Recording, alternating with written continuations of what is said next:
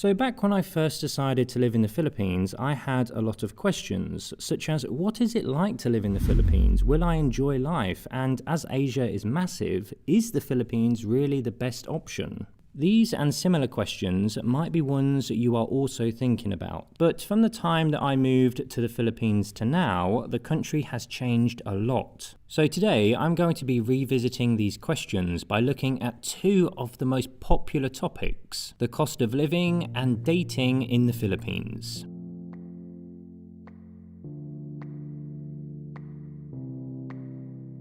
So when it comes to the cost of living, you will find that most websites across the web talk about a budget of $1,500 to $2,000 a month. So I found some groups talking about the costs and looked at different responses. So take a look at this comment. The original question was asking what the typical middle class cost of living is in the Philippines. So this guy feels that most expats don't want to live a Filipino lifestyle, which is an important acknowledgement if we're looking at the costs. We all know that we could live much cheaper in the Philippines, but some expats feel that this lifestyle for them would not be living, it would just be existing. This is why most mainstream advice on the cost of living in the Philippines is around $1,500 to $2,000, but let's take a look at other information. Another comment said the following: general consensus is that you need around $1,200 a month for a frugal existence as a Westerner. I've been nomading in these same countries for the last 15 years, and I never had a month where I spent less than $1,500, and that was because I was running low on funds or had to do it. $2,000 a month means that you can live in a very nice house, condo, transportation, eat whatever food you like, and even some hobbies and entertainment.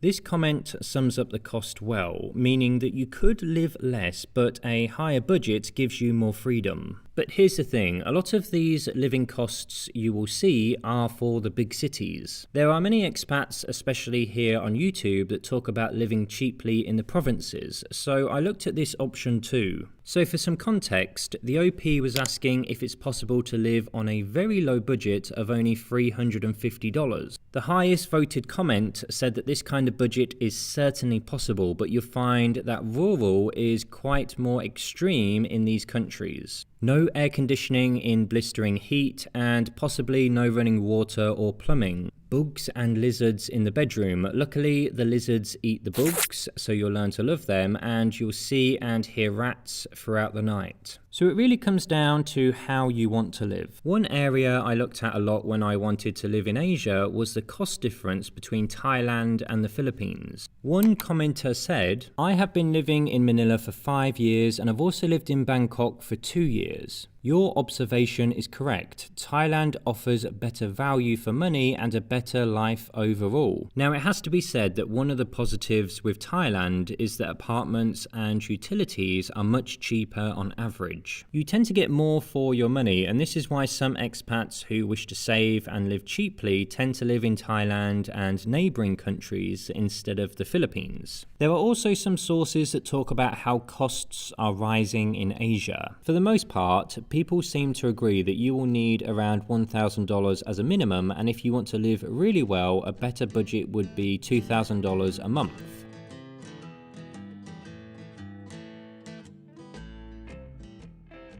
So what can you expect if you plan to date in the Philippines? Well, I found a few comments on this subject. The top comment said to stay away from ladies in Manila. There must be a story behind this comment. But this was followed by another comment saying Filipinos are materialistic. Now, it's important that we do not generalize, and you will find in the Philippines there are some amazing Filipinas, but also some not so amazing ones, just like everywhere else. One guy wrote what seemed to be a whole article about the topic. He spoke about the culture, religion, single mums, you name it. To summarize a few points, he spoke about how Filipinos love to have fun, and this can be from drinking to singing to dancing. He also spoke about how many Filipinos in his experience are open to dating all kinds of races, and that single mums are not your typical single mum story. In other words, they didn't fall pregnant, drunk as a teenager or anything like that, but instead were in a long-term marriage and sadly it fell apart. Another expat was asking for advice when dating a Filipina, and the top comment read, "Prepare to date her family too." I know it sounds strange, but within a few weeks, you could find yourself in a long-term relationship, which is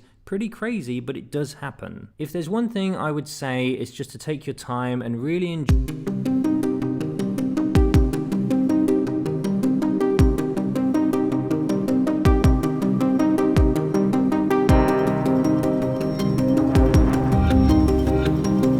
country, and things can change quickly. It's not the cheap haven it used to be, but it still offers a lower cost of living with a unique lifestyle. As someone who is very much interested in the future of the Philippines, I often look at projections, the economy, housing, and so on. The Philippines is one of those countries that does have a very bright future. There are still a few ongoing problems, such as corruption, which hold the country back, but if the Philippines can get past this, things can look very differently in the near future. On this subject, I spoke to two good friends of mine who are local Filipinos, and they seem to disagree. Their argument is that many Filipinos just want an easy lifestyle, and the country may continue to grow, but very slowly over time. But I believe that we are just at the start of how popular the Philippines will become. In terms of dating, well, during my interviews with Filipinas, I spoke about dating a lot. One thing that stood out to me was just how many of the same messages they got from expats.